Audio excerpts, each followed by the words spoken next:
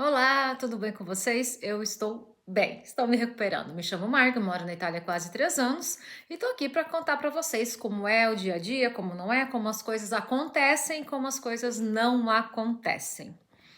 E hoje eu vim falar para vocês sobre abrir uma empresa aqui, tá? Abrir uma empresa, dependendo do tipo de serviço que é muito diferente do que é no Brasil, né? No Brasil, se você quiser abrir um restaurante, você abre, você contrata as pessoas e você abre e tá tudo certo.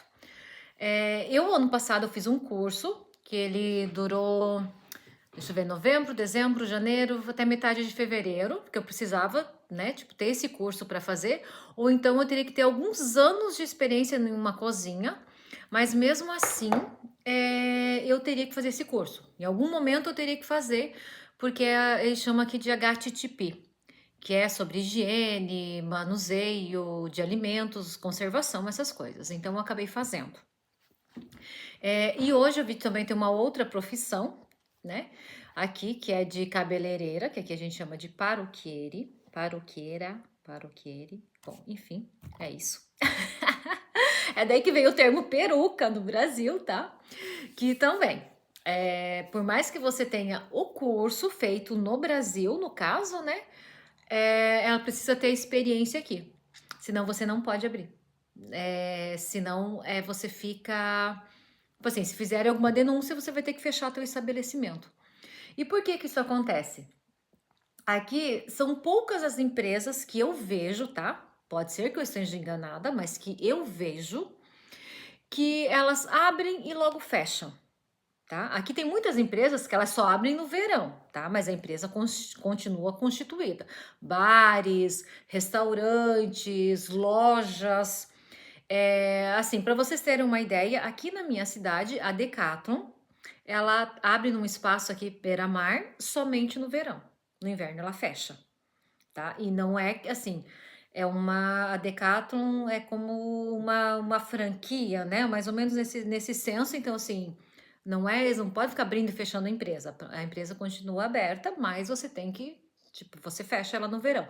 Então, assim, mas eu não vejo empresas aqui que ficam abrindo e fechando o tempo inteiro, tá? Então, você tem a empresa, você precisa estudar para ter essa empresa, você precisa ter os certificados, você precisa ter a experiência para fazer essa empresa, e aí sim você consegue se consolidar no mercado. Se não for isso, você não consegue nem abrir, porque o comercialista, no caso aqui o contador, ele não consegue abrir uma empresa, porque a Câmara de Comércio vai pedir esses documentos e você precisa apresentá-los. Teve uma outra amiga minha que ela tá no Brasil e há um tempo atrás ela me ligou para saber como era. E eu expliquei, ela falou: "Ah, então deixa", né? Mas regras são assim.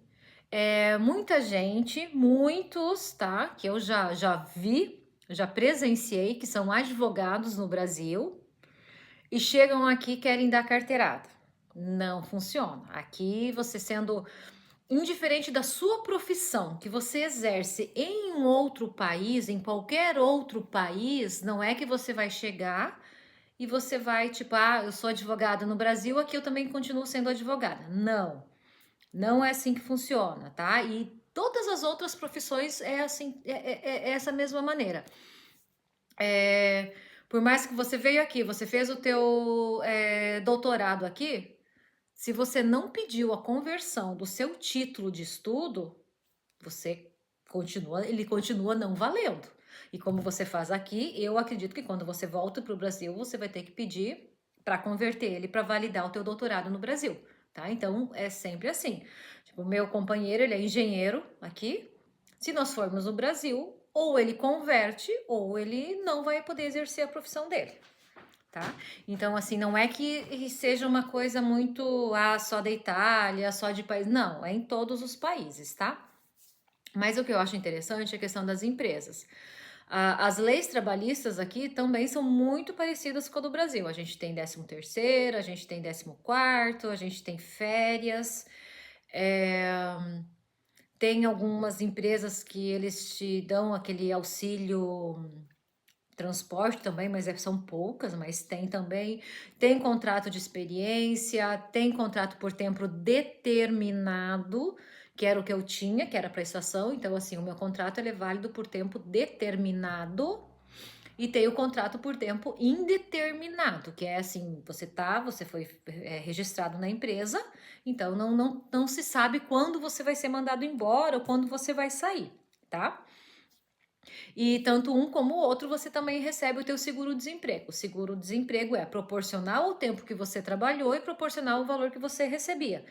Geralmente ele varia para contrato estacional, ele varia de, eu acho que ele é 75% do valor do seu salário que você é registrado.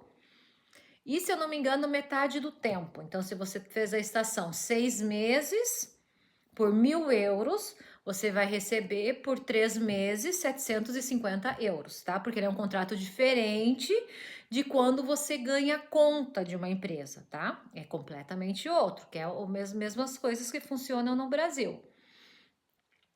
O que mais? Responsabilidades, as mesmas responsabilidades também, tem horário, você não pode fazer mais do que 8 horas diárias, você pode ter 2 trabalhos registrados, desde que não ultrapasse as 8 horas. E o que eu acho muito legal, legal não, interessante, mas eu ainda não me aprofundei, é a questão de núcleo familiar. Tipo, se marido, mulher e um filho, todo mundo trabalha, então assim, a questão do imposto, ele vai até um certo valor, mas ele inclui a família, tá? Não é um ganha aqui, outro ganha ali, outro ganha lá. Não. As 3 famílias, o mesmo núcleo, que estão no mesmo endereço, registrados no mesmo endereço, vão, tipo, dividir, né? No caso, assim, vão somar, aliás, os valores de salário para que seja cobrada a questão de impostos. O imposto aqui é muito mais alto que no Brasil, muito mais alto, tá? Para você ter uma ideia aqui, herança no Brasil, se eu não me engano, você paga 8%, e ainda, dependendo do caso, você consegue abonos, né? Aqui não. Aqui é 23%. Não vai passar para o seu nome, não vai fazer? Vai ficar o móvel vai ficar lá. É 23% de imposto. Então, aqui tem muitas casas abandonadas. O pessoal fala, nossa, mas que casa velha que ninguém mexe. É exatamente por isso, porque a família que recebeu aquilo como herança precisa pagar 23% para o Estado, tá? E o imposto de tudo que você comercializa aqui também, ele varia entre 4 a 26%, tá? E quem paga é o consumidor final. As empresas pagam os impostos referente às empresas, mas nós, como consumidor final, quando você vai no mercado, tá lá, tipo, dependendo do que você comprou, tá 4%, 17%, 11%, 20% e tal. Então, ele tem essa variação. Dependendo do tipo de produto, ele tem a água, tem tipo, água, tá incluído em água, ele vai ter um certo tipo de imposto. Bebida alcoólica tem outro tipo de imposto, né? Mas assim, ele tem, são quatro valores, né? 4, 7, 11, 17, 5 valores e 20, não sei. Mas enfim, porque tem muita gente que pensa que o imposto é diferenciado. Sim, é diferenciado, ele é muito mais caro. Para quem tem imóvel, o primeiro imóvel é um tipo de imposto. Quando você tem o teu segundo imóvel, o imposto já é maior. Carro, a mesma coisa. Se seu carro ele é em nome da empresa que você tem um certo tipo de regalias, não, de bônus, né, que a gente chama. Se é no seu nome particular, é outro. Então, assim, ele sempre vai estar variando, mas aqui o imposto é bem alto. Máquina de cartão, para quem tem uma empresa que vende com máquina de cartão, passou agora, faz alguns dias, de 0,3% para 0,6%. Então, praticamente dobrou o imposto. Só por aquela transação, tá? Não significa que você vai deixar de pagar os outros impostos, os impostos da mercadoria. Então, é bem mais alto e os outros países aqui também têm bastante impostos que cobram.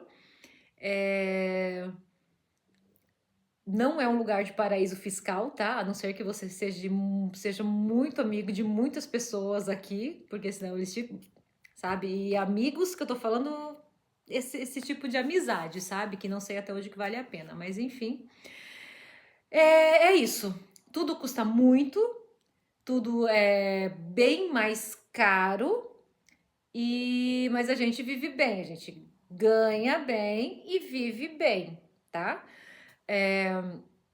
E aqui também tem alguns tipos de auxílios do governo. Na pandemia, eu lembro que teve muito auxílio e tal, inclusive para as empresas, que também foi o que aconteceu no Brasil. E tem aposentadoria, aqui a gente se aposenta com uma idade muito mais avançada mesmo. Às vezes você vê assim aquelas pessoas velhinhas, velhinhas, velhinhas mesmo, que continuam trabalhando para poder se aposentar com o valor integral, tá? Tipo assim, 70, 75 anos, para poder dar a entrada no processo de aposentadoria. Então, assim, também não é muito fácil. E, bom, eu acho que é isso. Se vocês têm alguma dúvida, por favor, mandem mensagem, me escrevam, curtam, comentem, falem alguma coisa que eu vou saber o que eu preciso mais estudar para falar para vocês. Um beijo a todos.